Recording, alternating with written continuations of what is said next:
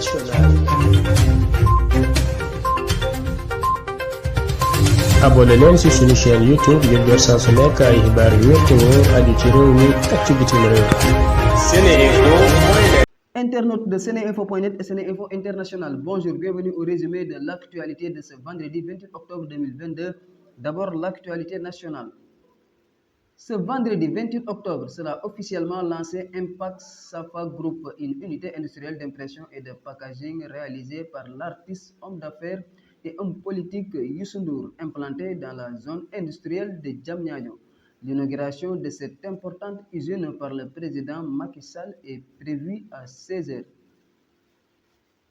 Les protagonistes engagés dans l'affaire de la mosquée de Karak ont trouvé un terrain d'entente à l'issue d'une rencontre qui a duré 3 heures. Ils ont accepté de se plier aux engagements retenus et pris devant le préfet de Dakar, le commissaire de Dieuppeul et l'association des imams et oulémas du Sénégal. Si la mosquée ne sera pas fermée, il n'y aura plus de wazifa et de Khadratul Juma pour 3 mois. Il a été aussi décidé de l'arrêt des bayans avant la prière du vendredi.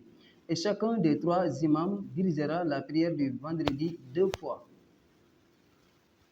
Un violent incendie s'est déclaré hier jeudi vers 15h au port autonome de Dakar au niveau de la nouvelle usine IB-Fish, ex-Africamer, située au Môle 10. Selon les premiers éléments de l'enquête, le feu serait parti d'un court-circuit intervenu au niveau du compteur de la Sénélec. Des dégâts matériels assez importants ont été signalés, mais il n'y a pas eu de perte en vies humaines, renseigne CNews.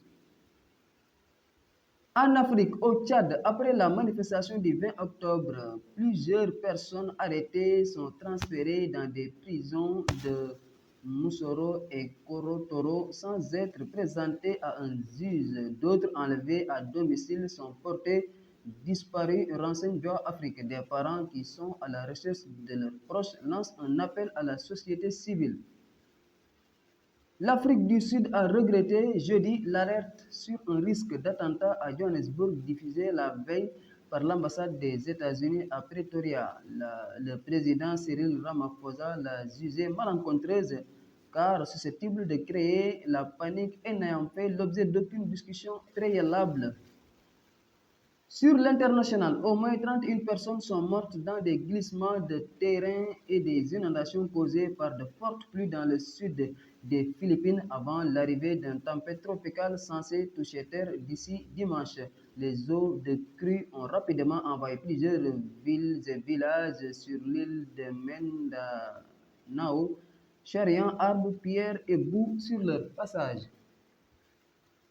Elon Musk, patron de Tesla et homme d'affaires plus riche au monde, a pris le contrôle de Twitter jeudi 27 octobre après avoir conclu l'acquisition du réseau social pour 44 milliards de dollars, ouvrant un nouveau chapitre incertain pour la plateforme au cœur de la vie politique et médiatique des États-Unis et de nombreux pays. Il a immédiatement licencié 3 dirigeants du réseau social, dont son PDG Parag Agrawal.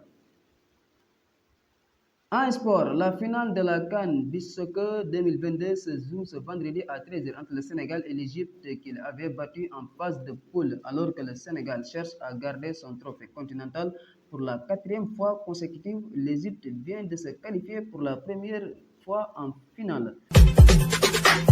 askanu Sénégal ak bitim réew seen groupe d'information bi di Seneinfo International ubbil na leen ay buntam ci www.seneinfo.net ngir ngeen di mën di am bépp xeetu xibaar ca ba mu jotee ci ay anam yu wóor moo xam xibaaru politique la ci wàllu culture bi cosaan ak aada xibaaru tàggat yaram xibaaru diine ak lépp lu xew ci àdduna bi mën ngeen a abonné wu ci YouTube bu Seneinfo International ngir xam li xew ci seen réew ak fépp ci àdduna bi. Seen groupe d'information Seneinfo International ndimbalu askan wi moo ko tax a jóg.